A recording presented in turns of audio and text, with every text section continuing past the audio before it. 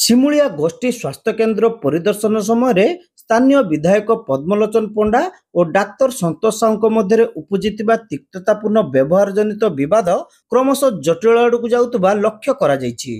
गत 3 तारिख में घटिथिबा ई घटना रे विधायक श्री पंडा व्यवहार को ओडिशा मेडिकल सर्विस एसोसिएशन तीव्र समालोचना करिछि।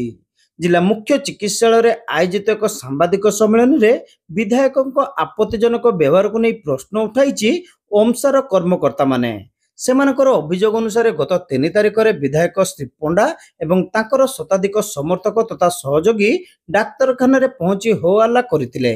विधायक श्री पंडा समेत समर्थकों आचरण उच्चारण एते कदर्य थिला जे जहा रोगी सेवारे व्याघात सृष्टि करथिला। सबुठारु बड़ कथा हला जने मानसिक विकृत व्यक्ति भली विधायक आचरण डाक्तरखानार डाक्तर समेत कर्मचारी को व्यथित करथिला। एही घटना संपर्क में संगठन पक्षरु आगामी दिन में मुख्यमंत्री तथा राज्य स्वास्थ्य मंत्री दृष्टि आकर्षण करा जिवो बोली सिमुलिया सीएचसी रो मुख्य डाक्तर संतोष कुमार साहू, ओमसार कार्यकारिणी सदस्य डाक्तर संजीव प्रधान, संगठन जिला सभापति डाक्तर सरोज राज, संपादक दिलीप कुमार पात्र, जुग्म संपादक डाक्तर गुरुदास महापात्र प्रमुख सांबादिक सम्मेलन में चेतावनी दैछंती। आवश्यक स्थले आंदोलनात्मक पंथा ग्रहण करने को संघ पछाइब नहीं बोली ओमसा पक्षरु कहा जायछि। से दिन से मैंने हठात किना आसिले मुझे राउंड करथुली पेशेंट देखुथुली हठात किना 3 तारिख दिन विधायक प्लस 100 जन लोक आसिकी हठात किना मते अटैक कले एवं दुनिया एलिगेशन मना लगले ब्लेम कले एवं गाली गुलोज कले कहले सब पेशेंट को तुम पैसा नहीं देखुच पेशेंट को सब आरोग्य नर्सिंग होम को पठाऊच जार किसी एविडेंस भी नहीं बिना एविडेंस रे से मते गाली गुलोज करके मते मो घर को कहीं जाइन मो विधायक हला परे एमती माने मो ना कौन मते चिन्हिच ना मु तुमको सस्पेंड करदेवी तुमको साइज करदेवी तुम्हें कहीं पैसा पैसा खाली हो सब पेशेंट पाखर पैसा ना क्या चिकित्सा करून जार किसी एविडेंस नहीं बिना एविडेंस रे से एमती मानसिक टर्चर कले।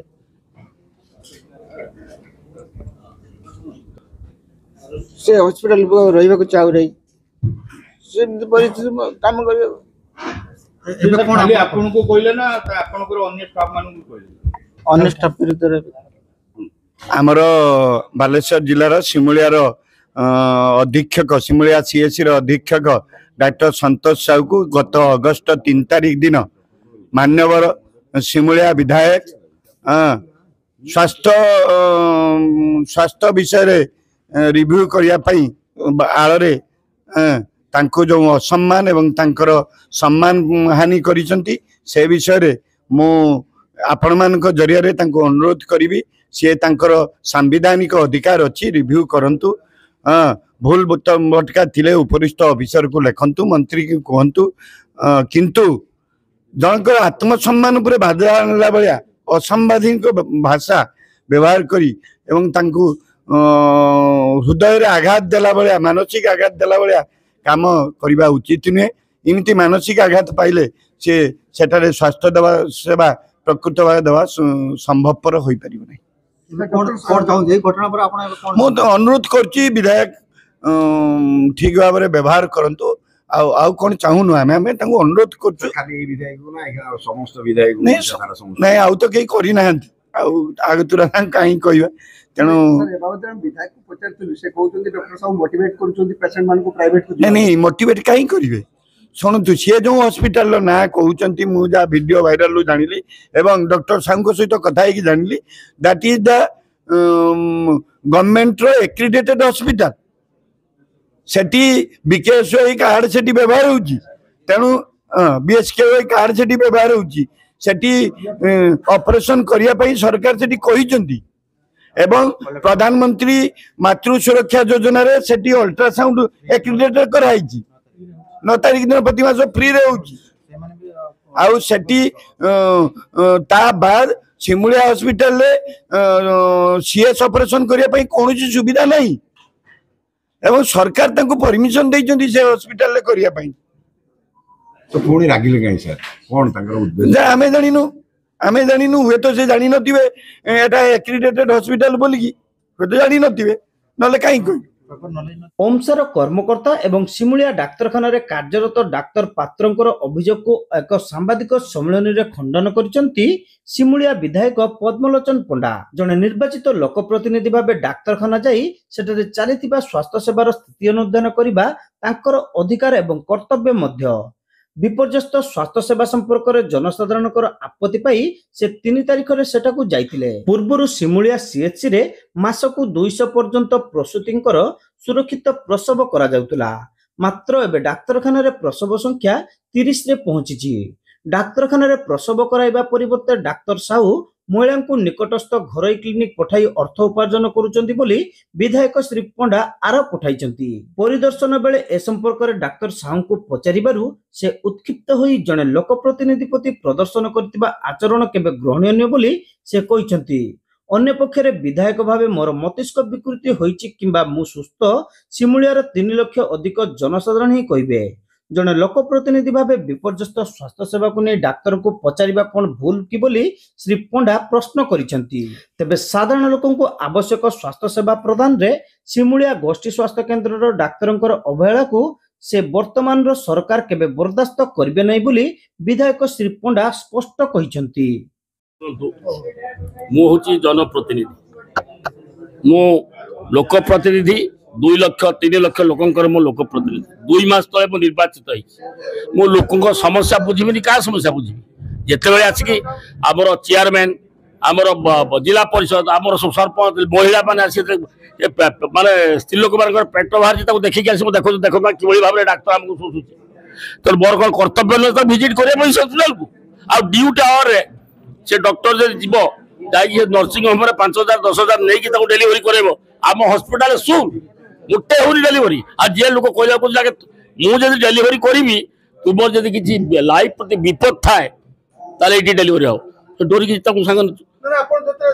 आमे ए सुनतु आमे बुली बुली गाइला पर से डाक्टर को तो पाइलु नै से जोटी बसछि सेठी गलु नुवा बिल्डिंग रे एकुटिया बस समस्त बसिलु सी भी हमको बसवा को कहलानी मु चेयरमैन जिला परिषद भाइस चेयरमैन आमर महिला नेत्री आम सब बसचु आलोचना चलला मुझे कहीं आगे आप एलिगेसन आस स्त्री लोक गुड़ाक जबरदस्ती पठेकी नर्सिंग होम आप पैसा आदाय कर डेलीवरी करेगी हुए तो सरकारी हॉस्पिटल डेलीवरी होनी कौन पाई आप भगवान जन्म देते डाक्तर हिसाब से लोक सेवा करूँ पैसा आप बड़ तेणु मोर कहवा कथा जदि ये डाक्तर गोटे लोकप्रतिनिधि विरुद्ध में एत साहस करे मु भावुची एबे बोधे से भावुची डाक्तरटा बीजेडी सरकार अच्छी एबे से भावुची बीजेडी सरकार अच्छी या भितर नवीन पट्टनायक बदली जाकर मोहन बाबू मुख्यमंत्री हेले से कथा भूली मु जानी जदि मानसिक विकृति लोक को जदि सेमुलियावासी भोट देकी जितेले एवं अल्प भोट रे बहु संख्या भोट रे हजार हजार संख्यार मत भोट रे जितेले तार से भावुचे सिमुलिया खैरावासी समस्त मानसिक विकृत हर आ सी जो डाक्तर प्रिविलेज अच्छी गोटे लोक प्रतिनिधि किमी व्यवहार कर से लोक प्रतिनिधि कही पारे एवं सी जदि आसिक